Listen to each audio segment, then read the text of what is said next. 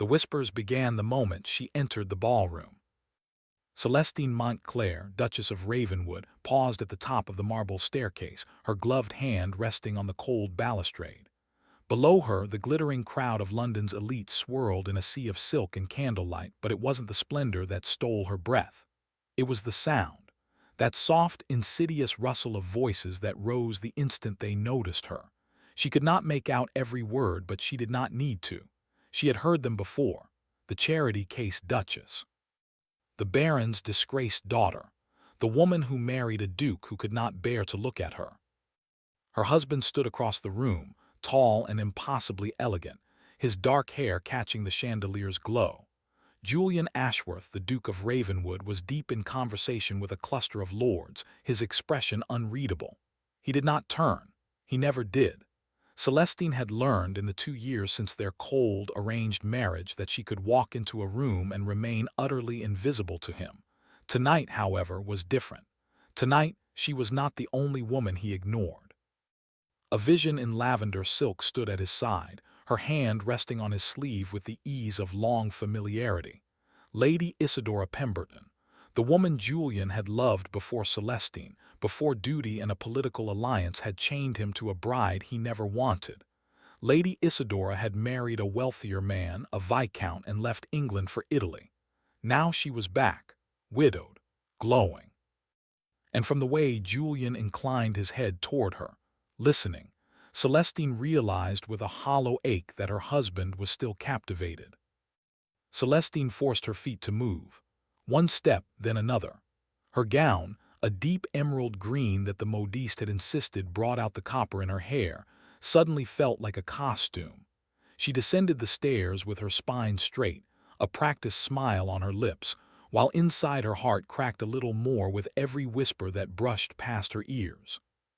They say she trapped him. Her father was desperate after the scandal. He hasn't shared a dance with her in months. Look, he's with Lady Isadora. The Duchess might as well be a ghost. Celestine reached the ballroom floor and allowed the tide of guests to swallow her. She accepted a glass of champagne from a passing footman and held it without drinking. Across the room, Julian finally glanced up. His eyes, the color of winter frost, swept over the crowd and passed over her as if she were a piece of furniture. No nod, no flicker of acknowledgement. He turned back to Lady Isadora, whose musical laugh floated across the dance floor like a delicate weapon. Pain was not a sharp thing. Celestine had learned that early in her marriage. It was a slow, heavy weight that settled into her bones and made even breathing an effort. She had spent the first year trying so desperately to earn his affection. She had arranged his favorite meals, learned the names of every tenant on the estate, worn the colors he was rumored to prefer, and stayed up late into the night waiting for him to come to her. He never did. Their marriage was a contract, a signature on a paper that saved her family from ruin and gave him the political backing he required. Nothing more. She had entered that union with hope. She had been a girl of 19, bright-eyed and foolish, believing that patience and kindness could soften even the coldest heart. She had imagined quiet evenings by the fire, shared smiles, a gentle hand on her cheek. She had imagined love. That hope had died slowly, crushed under the weight of 1,000 indifferent silences. Tonight, watching her husband smile at another woman, Celestine felt the last ember of that hope flicker and go out. The ballroom grew stifling. She needed air. Setting down her untouched champagne, she slipped through a side door and into the shadowed terrace. The April night was cool, scented with damp earth and early roses.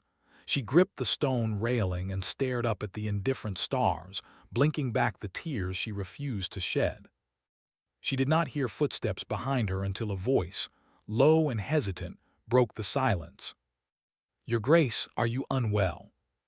Celestine turned sharply. A young man stood a respectful distance away, his brown eyes kind beneath a slightly crooked cravat. He was not a gentleman of the ton. His coat was well-made but not fashionable, and his hands were calloused. She recognized him after a moment. Mr. Nathaniel Green, the new steward Julian had hired for the Ravenwood estate just a month ago. "I am perfectly well," she said, her voice steadier than she felt. "I simply needed a moment away from the noise." Mr. Green nodded, making no move to retreat. "I understand. I find these gatherings rather overwhelming myself. I only came because His Grace required some documents and I could not reach him earlier."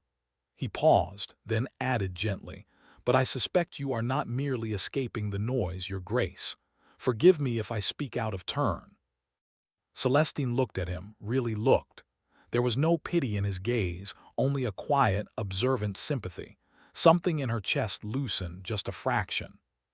"You are perceptive, Mr. Green," she murmured. "I have a mother and 3 sisters," he said with a small, self-deprecating smile. "I learned long ago to notice when a woman is carrying a burden she should not have to carry alone." A single tear slipped down Celestine's cheek before she could stop it. She brushed it away quickly, embarrassed. But Mr. Green simply handed her a clean handkerchief from his pocket, then stepped back and bowed. "I will leave you to your peace, Your Grace, but should you ever need a friend, I am a very good listener." He was gone before she could thank him, blending back into the shadows. Celestine clutched the handkerchief, a simple square of white linen, and felt something strange unfurl in her chest. It was not hope. That was gone. It was something quieter, something that felt almost like the first breath after a long submersion. She was not invisible to everyone. She was not entirely alone. She returned to the ballroom a quarter of an hour later, her mask firmly in place. The evening dragged on. She danced with an elderly earl who spoke of gout, and with a nervous young baron who stepped on her toes. Julian did not approach her once. He danced twice with Lady Isidora, their movements a graceful, familiar poetry that made Celestine's stomach twist. She left before midnight, pleading a headache, and rode home in the ducal carriage alone.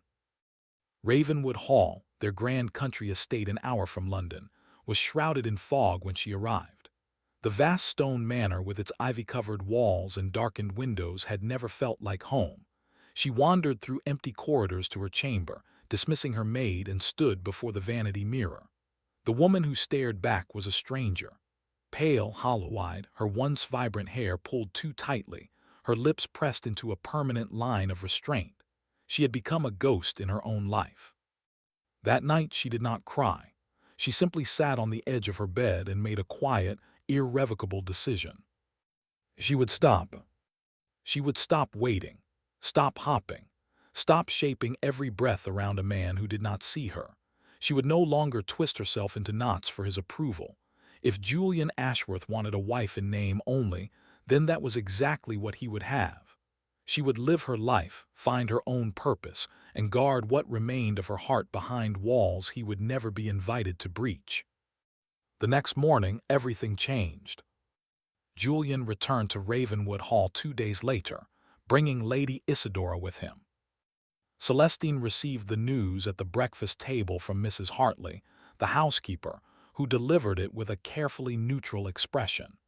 "His Grace has invited Lady Pemberton to stay for a fortnight, Your Grace. Her room has been prepared in the East Wing." Celestine set down her teacup with deliberate calm. "I see. Thank you, Mrs. Hartley." Inside, a storm raged. A fortnight. 2 weeks of watching the woman Julian loved glide through her home, sit at her table, laugh with her husband. 2 weeks of being reminded that she was the interloper, the unwanted obstacle. But she had made a decision. She would not crumble. She would be gracious, composed, utterly unreachable. When Julian finally appeared in the doorway of the breakfast room, Lady Isidora on his arm, Celestine rose and offered a polite smile that did not reach her eyes. "Lady Pemberton, welcome to Ravenwood Hall. I hope your journey was pleasant." Lady Isidora was even more beautiful in the daylight. Golden hair, violet eyes, a delicate fragility that made men want to protect her. She smiled sweetly, but her gaze flickered over Celestine with a quick, assessing sharpness. "You are most kind, Your Grace. Julian has told me so much about this wonderful estate. I have been longing to see it." Julian said nothing. He merely inclined his head towards Celestine and pulled out a chair for Lady Isidora. The casual intimacy of the gesture struck Celestine like a blow, but she did not flinch.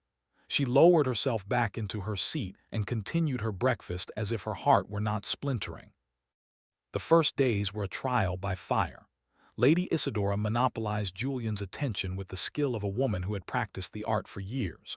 They rode together in the mornings, walked the gardens in the afternoons, and sat late into the evenings in the library, their low voices drifting through the halls. Celestine excused herself from every outing with a gracious murmur of other obligations.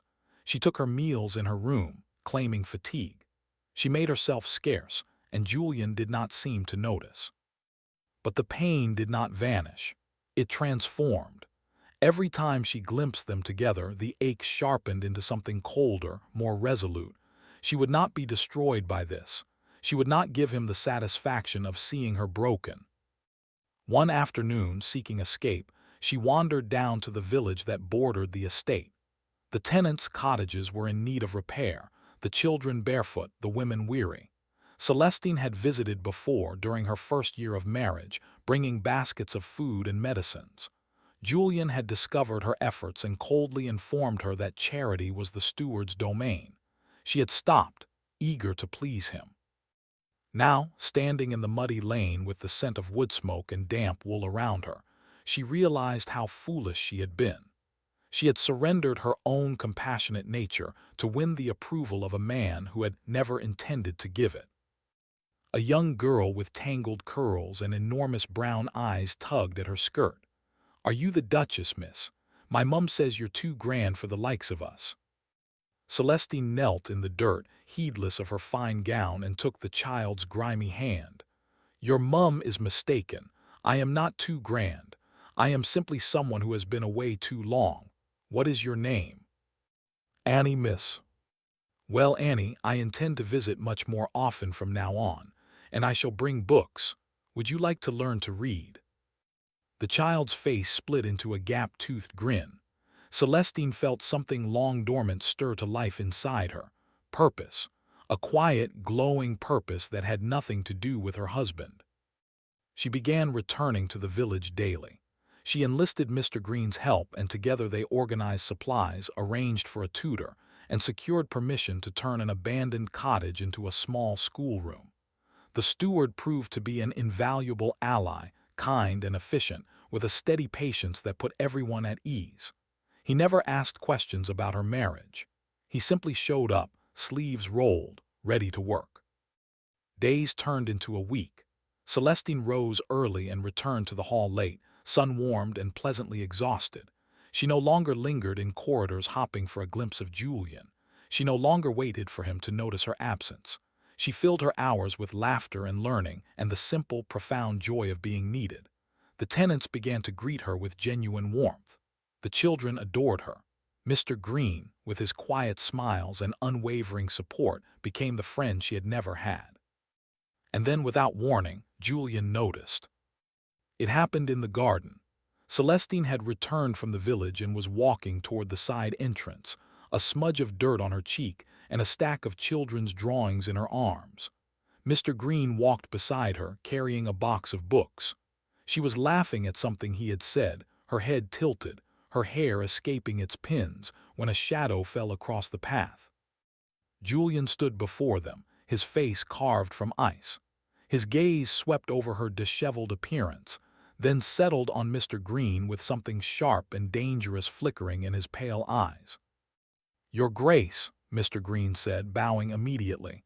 "I was just assisting the Duchess with—" "I can see what you were doing," Julian cut him off, his voice soft and lethally cold.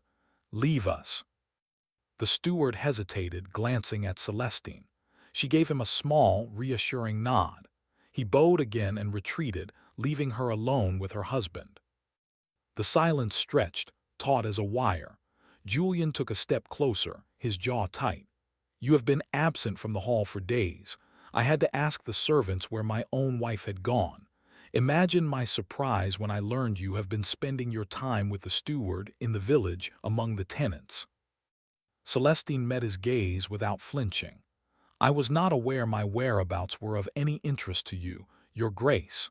You have had Lady Isidora to occupy your attention." His eyes flared. This is not about Isadora. This is about you, disappearing for hours, returning covered in dust, laughing with a servant as if you were his equal. Mr. Green is a kind and decent man, she said quietly. He has helped me establish a school for the children, something I thought you might have mentioned had you cared to ask. Julian's expression flickered, something unreadable passing through his eyes, but it was gone in an instant, replaced by that familiar, impenetrable coldness. A school, with Green. Yes, a school. I have been teaching them to read. I have been doing something useful with my days since my presence here is clearly redundant. Her voice was steady, but a tremor of old hurt bled through. He stared at her, and for the first time in 2 years, Celestine saw something besides indifference on his face. It was confusion, as if she were a puzzle he had suddenly discovered he did not know how to solve. "You will not continue this," he said finally. "I did not give you permission to." "I do not need your permission," she interrupted, and the words fell between them like a stone into still water. "I am your wife, Julian, not your prisoner. I will not sit in this mausoleum of a house waiting for scraps of your attention while you entertain the woman you truly love. I have stopped waiting. I have stopped hopping. I am building a life that does not revolve around your indifference. You will have to accept that." She turned and walked away, leaving him standing alone among the roses. That night Celestine dined with Lady Isadora and Julian for the first time since the woman's arrival. She wore a gown of midnight blue, her hair dressed simply, her composure unshakable. The conversation was stilted. Lady Isadora made several barbed comments about the dreariness of the countryside and the quaintness of village children, but Celestine deflected each one with a serene smile. She saw Julian watching her, his brow furrowed, his wine untouched. She did not meet his eyes. After dinner, Lady Isadora pleaded a headache and retired. Julian lingered, and when Celestine rose to leave, his voice stopped her. "Celestine." She paused, her back to him. He rarely used her name. "You have changed," he said, his tone almost accusatory. "You are not the same woman I married." She turned her head, just enough to see him silhouetted against the fireplace. "No, I am not. That woman poured her heart out at your feet every day and you stepped over it without a glance. She is gone." She left the room before he could respond, and this time she did not cry. The next 2 days passed in a tense, brittle quiet. Julian did not mention the village school again, but Celestine noticed him watching her at odd moments. When she returned from her morning lessons, she found fresh flowers on her vanity. When she walked in the garden, she sensed his presence on the terrace above, observing. It unsettled her. She had built walls to keep him out, and now he seemed to be circling those walls like a wolf testing for weaknesses. Mr. Green remained her constant companion in the village. He was gentle, respectful, and never overstepped. But Celestine was not blind. She saw the way his gaze lingered on her, the way his voice softened when he spoke her name. She did not encourage it, but she did not rebuff it either. His quiet admiration was a balm on wounds that had festered too long. For the first time in years, she felt seen. The breaking point came on a sunlit afternoon, 12 days into Lady Isadora's visit. Celestine had returned to the hall early because little Annie had fallen ill, and she wanted to fetch a medicinal tincture from the still-room. As she passed the library, she heard voices through the partially open door. Lady Isadora's voice, lilting and confident, and Julian's, low and strained. "You cannot tell me you are happy, Julian, that sad little mouse of a wife. She is beneath you. Everyone knows it. I made a mistake years ago, choosing wealth over love, but I am free now. We could be together. You could set her aside." Celestine's blood turned to ice. She pressed herself against the wall, heart hammering. Julian's reply was too quiet to hear. Lady Isadora laughed. A silvery, triumphant sound. "See. You do not deny it, you still care for me, I can see it in your eyes. Release yourself from this farce, Julian, send her away. She has already turned to that steward for comfort. I have seen them together. She does not love you." Still no audible denial from Julian. just a murmur that might have been her name or might have been nothing.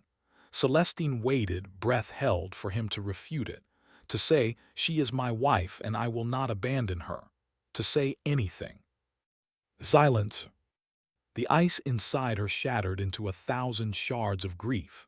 She turned and fled silently down the corridor, her hand pressed to her mouth. So this was her answer. He would not even defend her. He was considering it. He was considering casting her off for the woman he had always loved. She reached her chamber, locked the door, and sank onto the floor. The sobs that tore from her were raw and ugly, but they did not last long. Grief gave way to a cold, fierce resolve. She would not wait for him to humiliate her publicly. She would not be discarded like a worn garment. She would leave on her own terms. That evening, a grand summer ball was to be held at Ravenwood Hall. It had been planned for weeks, an annual affair that drew the county's elite. Celestine dressed with meticulous care, choosing a gown of rich amber silk that made her hair glow like autumn leaves. She adorned her throat with the Montclair family pearls, the only heirloom her father had not been forced to sell. She looked regal, untouchable. The ballroom glittered with candlelight and music. Celestine moved through the crowd like a queen greeting guests with a warmth that surprised them. She danced with the elderly Earl again, then with a dashing young barrister, then with Mr. Green, who had been invited at her insistence. As they waltzed, his hand steady on her waist, he leaned close. "You are the most beautiful woman in this room, Your Grace. Forgive my boldness, but I cannot remain silent any longer. I know your circumstances. I know your husband does not value you, but I would. If you ever wish to leave this place, I would follow you anywhere." His words were a shock, but also a strange, painful comfort. She did not love him. She doubted she would ever love anyone again, but his offer made her feel less alone. She gave him a sad, gentle smile. "You are a good man, Mr. Green, but I cannot let you ruin your life for me. I must find my own path." Before he could reply, a cold hand closed around her wrist. Julian had materialized at her side, his face a mask of barely controlled fury. "Excuse us," he said to Green, his tone leaving no room for argument. He pulled Celestine off the dance floor, through the terrace doors, and into the cool night air. "What do you think you are doing?" he demanded, his voice a low growl. "Dancing with my steward as if you were a lovesick girl, laughing with him, letting him whisper in your ear. Have you no shame?" Celestine wrenched her wrist free. "Shame? You speak to me of shame? You, who have paraded Lady Isidora through my home for 2 weeks, who have not spoken a kind word to me in 2 years, who stood in that library today and said nothing while she urged you to set me aside." Julian went pale. "You heard that?" "I heard enough," she said, her voice shaking with fury and heartbreak. "I heard her tell you to send me away, and I heard your silence. That was my answer, Julian. After all this time, I finally understand. I am nothing to you. I have always been nothing." "That is not true," he said hoarsely.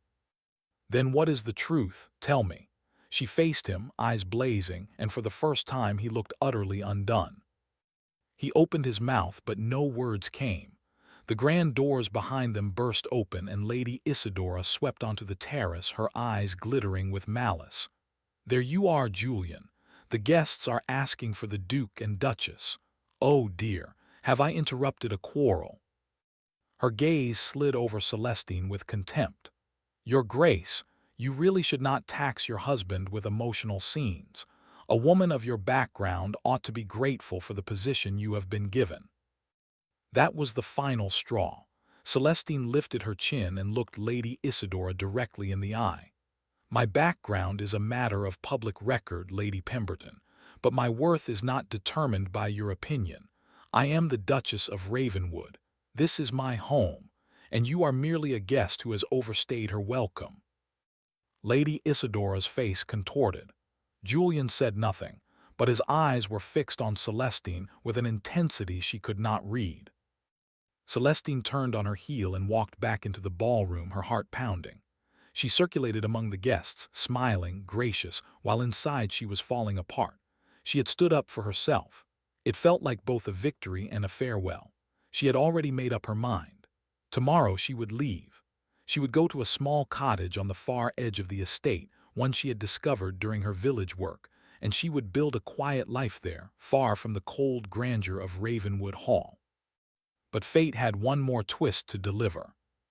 Later that night, after the last guests had departed and the hall lay silent, Celestine slipped into the library to retrieve a book she had left there. A single candle burned on the desk, and she found Julian sitting in the shadows, a sheaf of papers scattered before him. He looked up when she entered, and his face was stripped of all its usual armor. He looked exhausted, haunted, and so terribly young. "Don't go," he said, his voice cracking. "Please, I know you are planning to leave. Mrs. Hartley told me you ordered a carriage for the morning." Celestine froze. "It is for the best, Julian.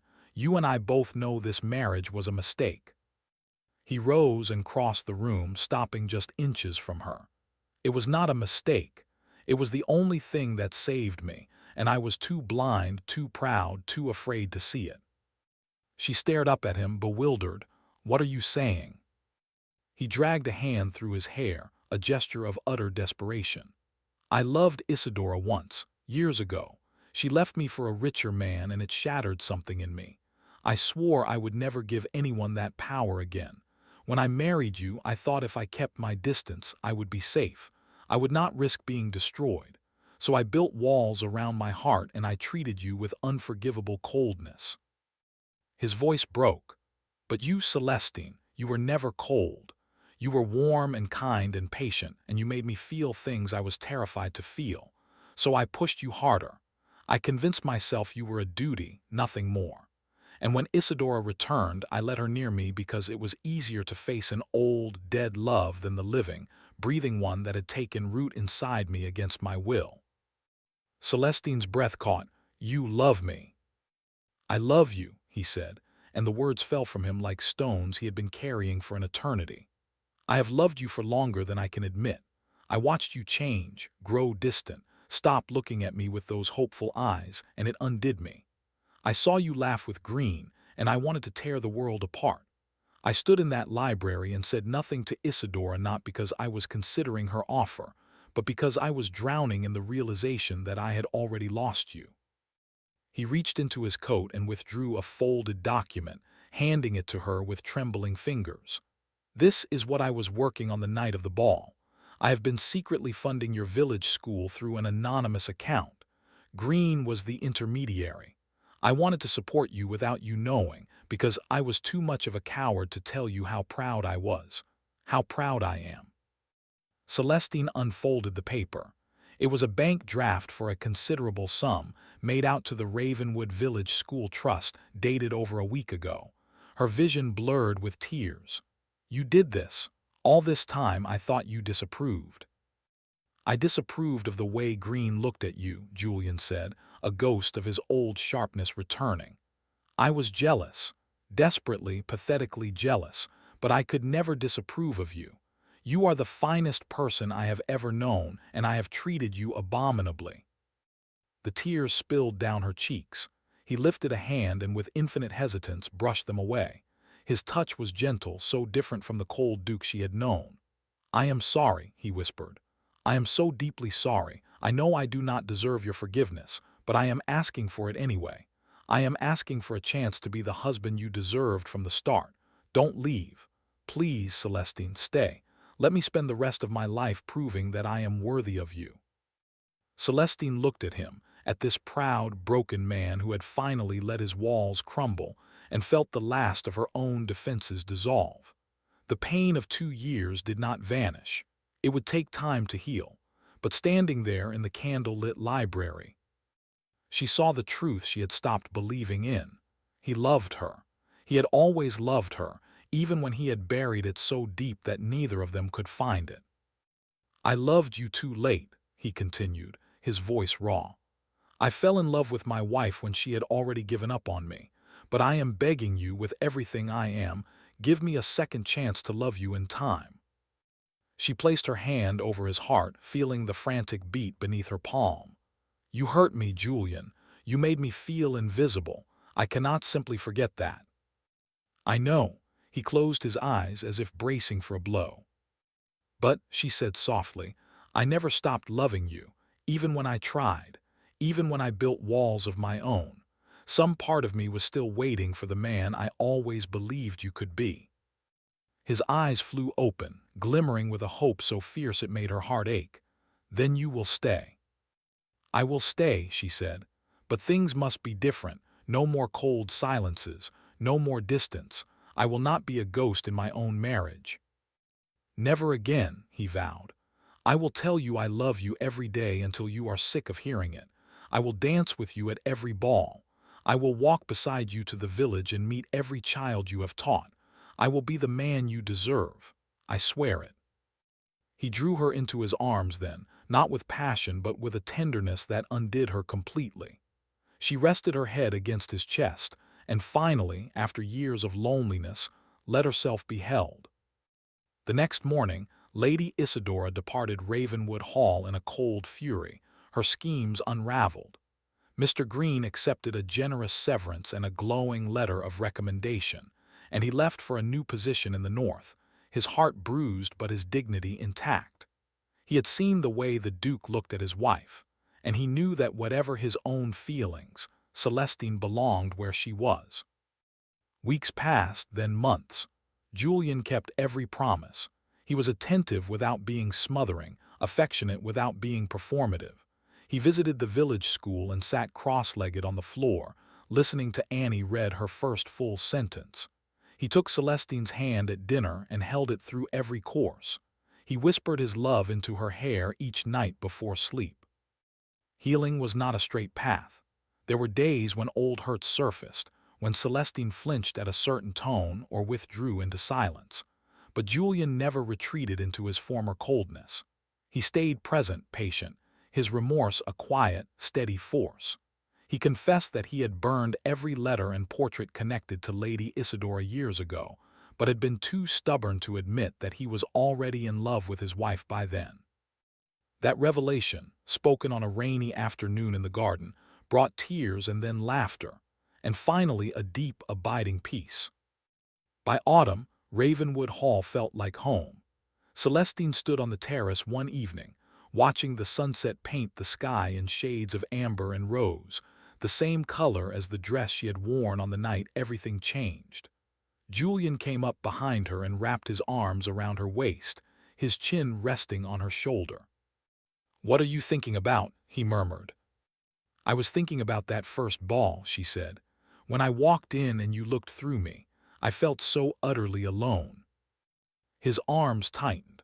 "I will spend the rest of my life making sure you never feel that way again." She turned in his embrace and looked up at him, this man who had once been a stranger and was now the center of her world. "You already have," she said, and kissed him softly. The sun dipped below the horizon and the first stars began to emerge. Celestine leaned into her husband's warmth and thought about the long, painful road that had brought them here. A road of silence and heartbreak, of distance and jealousy, of regret and confession and hard-won forgiveness. It had nearly broken her, but in the end it had also remade her. Not into the woman who had once begged for scraps of love, but into a woman who had found her own strength, and then, unexpectedly, found the love she had stopped seeking. Julian pressed a kiss to her hair. "Thank you," he whispered, "for not giving up on me." "Thank you," she replied, "for finally seeing me." The night wrapped around them, gentle and full of promise, and for the first time in years, Celestine Ashworth felt not like a duchess, not like a charity case, not like an invisible wife. She felt cherished. She felt whole.